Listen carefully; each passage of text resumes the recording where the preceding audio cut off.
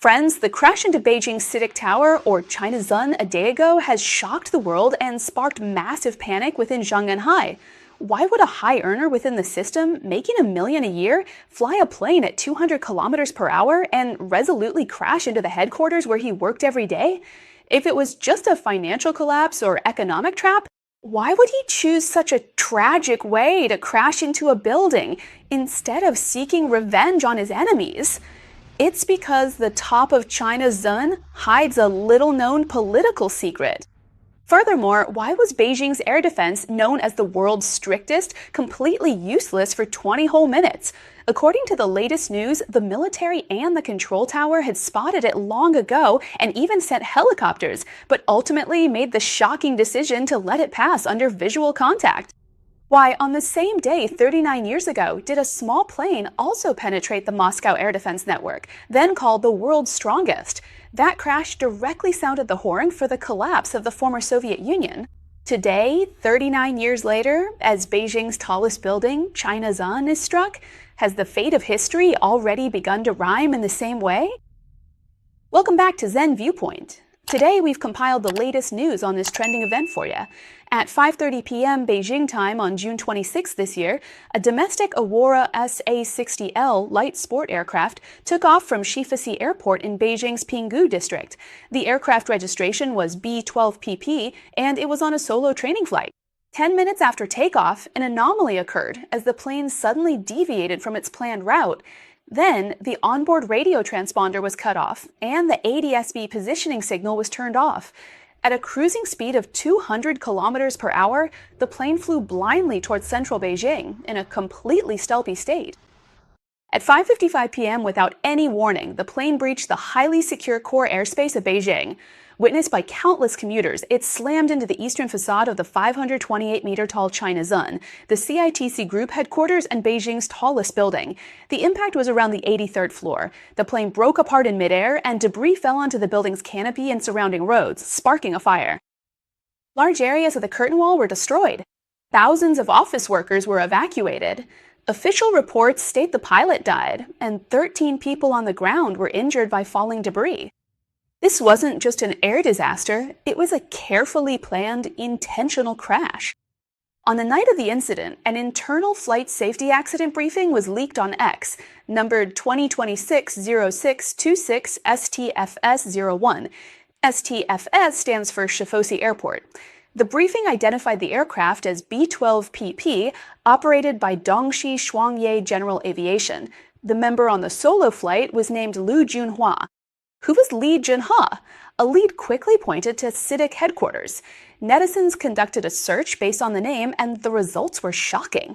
At Yinsing Wealth Management, the asset management center of CITIC Bank, there's an investment department manager also named Li Junhua.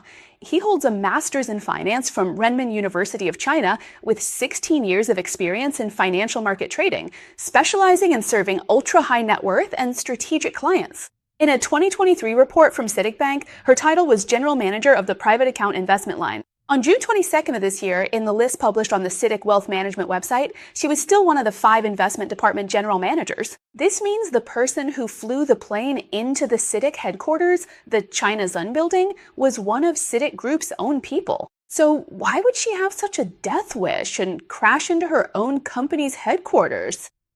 Before answering that question, there's another piece of evidence that just came out. A Beijing-based reporter for the Financial Times arrived at Pinggu Shifasi Airport on the night of the incident. He saw a black Buick Enclave SUV on the airport tarmac, surrounded by many police officers in black, seemingly conducting a very thorough search. After the reporter got the license plate number, they ran a check through the vehicle registration database overnight, and the owner's name was also Liu Junhua. At this point, the member on the flight list, the CITIC asset management executive, and the owner of the car searched by police at the airport all point to the same name. However, on the CCP's official websites and all official platforms, up until now, there hasn't been a single mention of the name Liu Junhua. The airline's website was taken offline that same night, and all promotional images and event photos of the plane were removed. On Weibo, Xiaohongshu, and Douyin, terms like China Zun, Liu Junhua, and plane crash were all upgraded to the highest level of censored search terms. Videos uploaded by witnesses were scrubbed from the internet, and a large number of accounts were shadow banned or blocked. Why is the government so panicked? The answer is coming up. First, we need to address the question that everyone will have first. Why would Liu Junhua, a winner within the system, fly a plane into her own group's building? There are three possible leads that have emerged so far. Let's look at them one by one.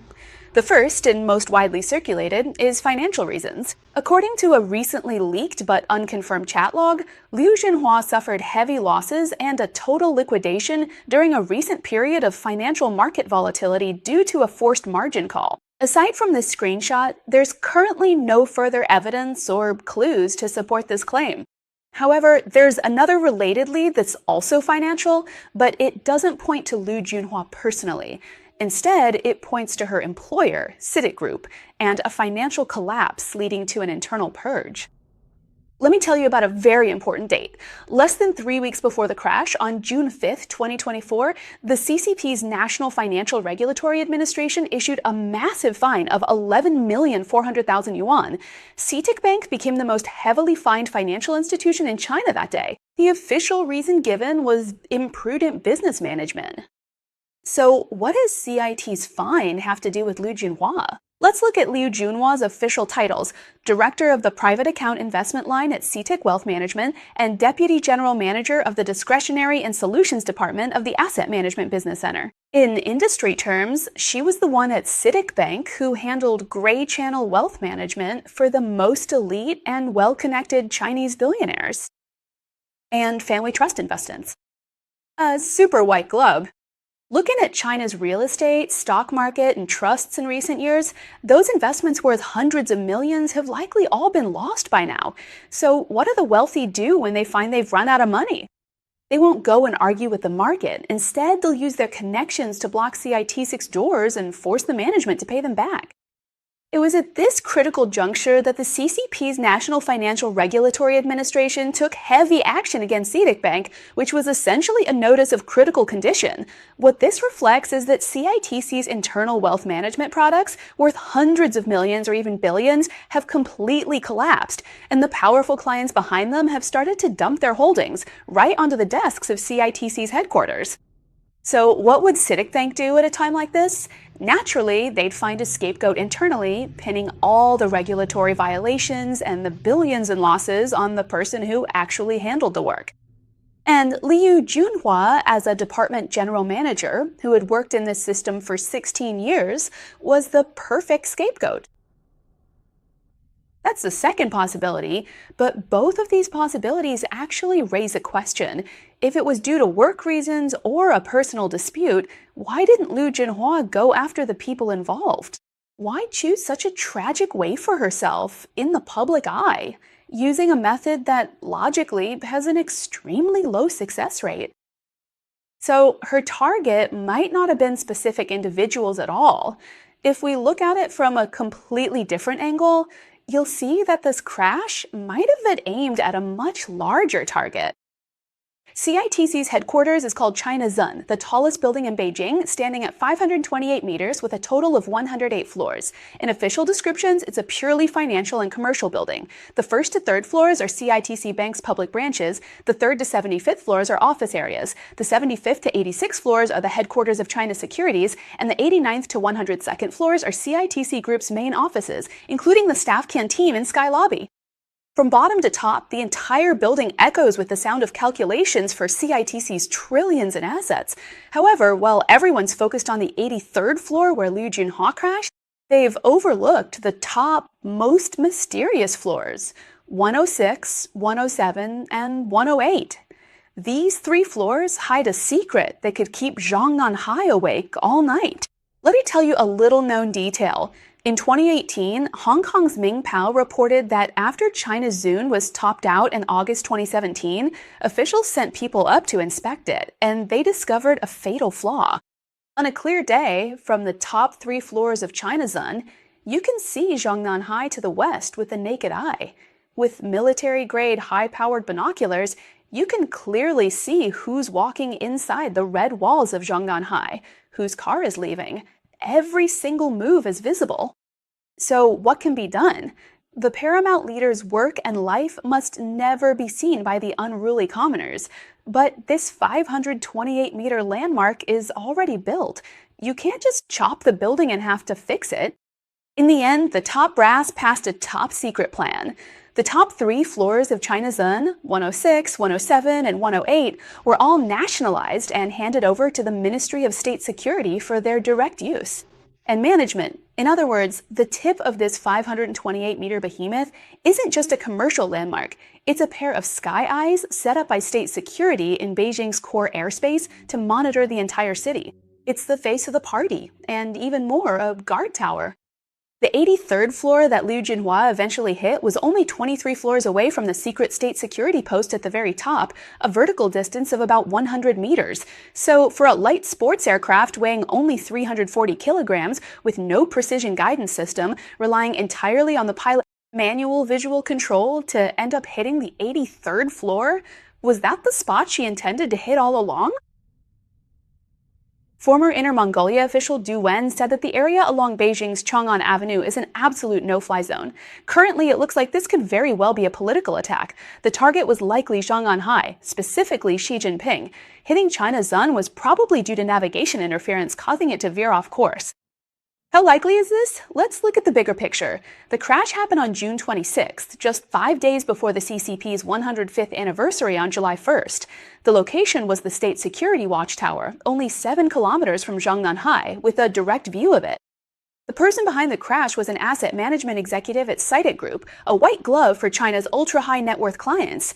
And among those clients, I'd bet there are plenty of red elites.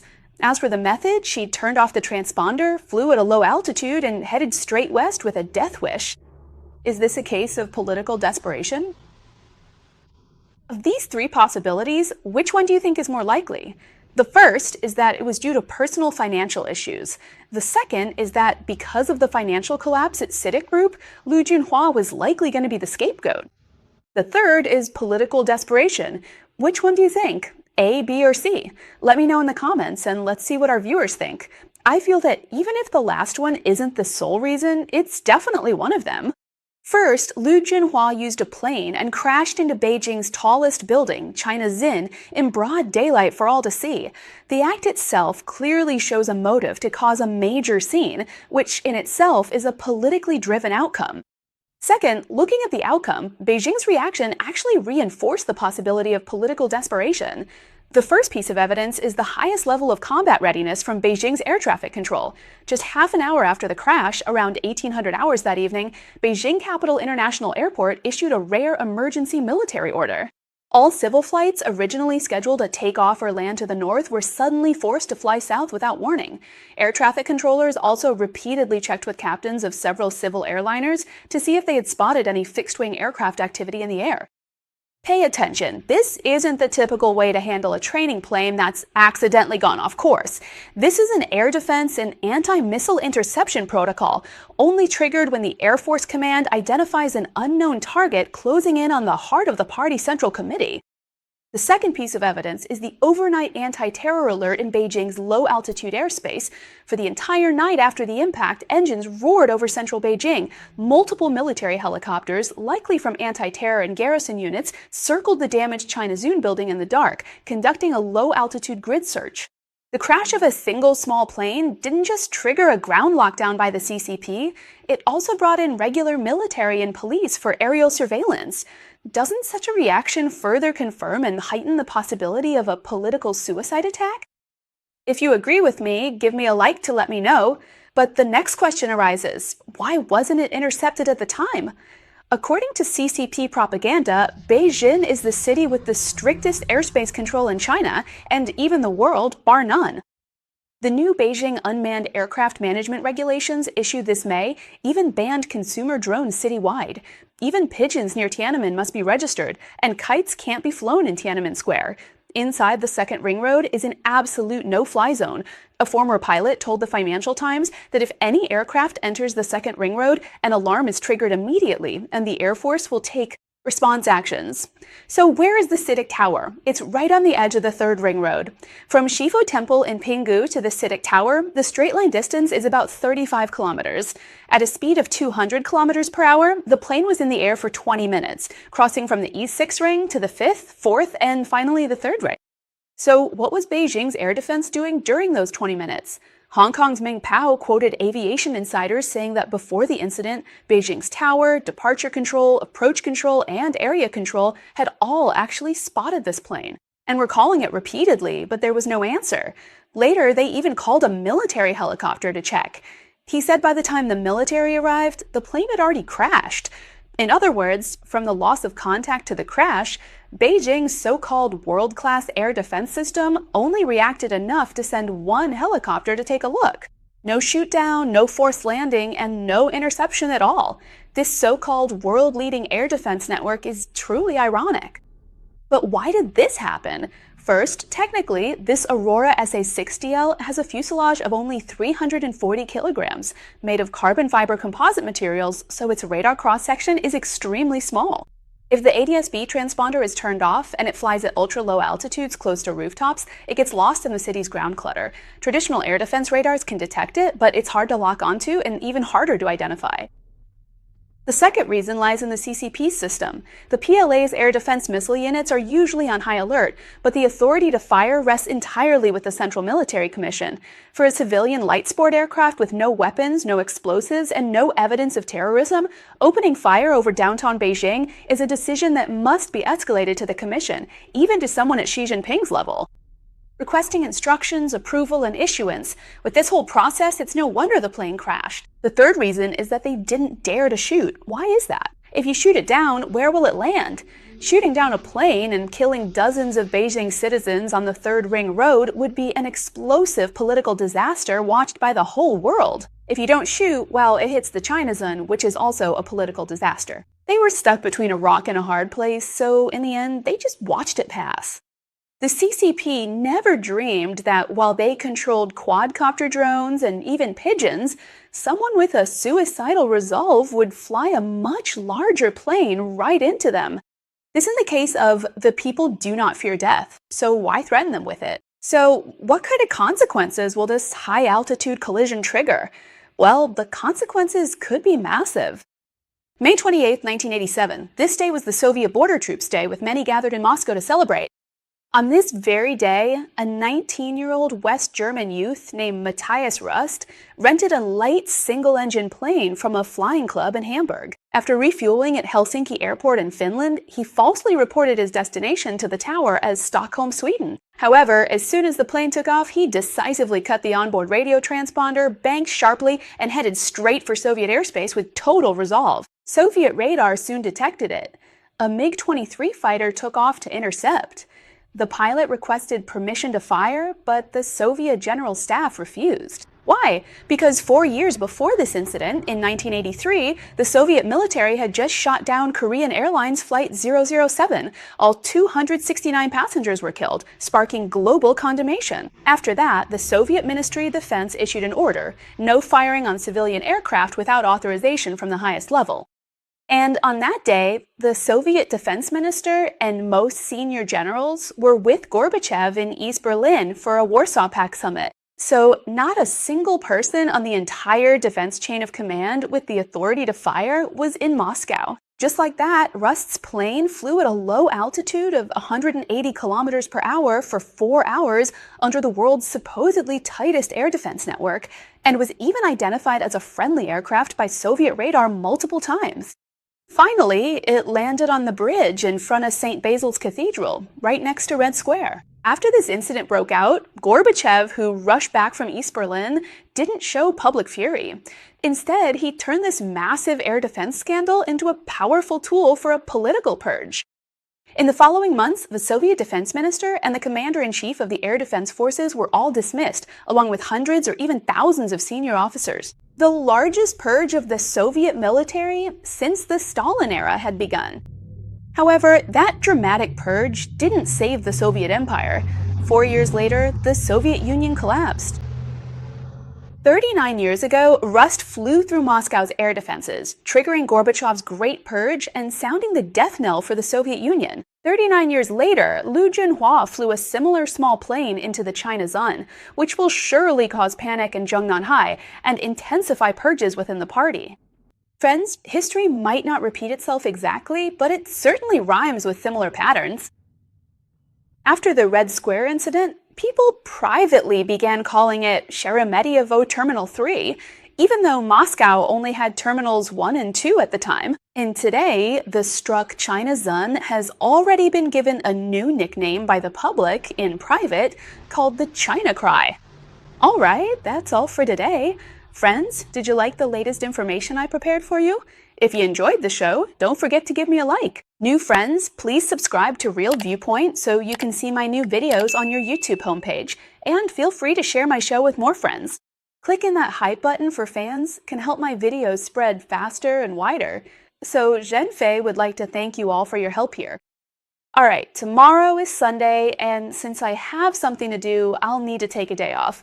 We'll be back at the same time on Tuesday on Real Viewpoint, so be sure to return. Alright, thanks for watching, friends, and have a great weekend.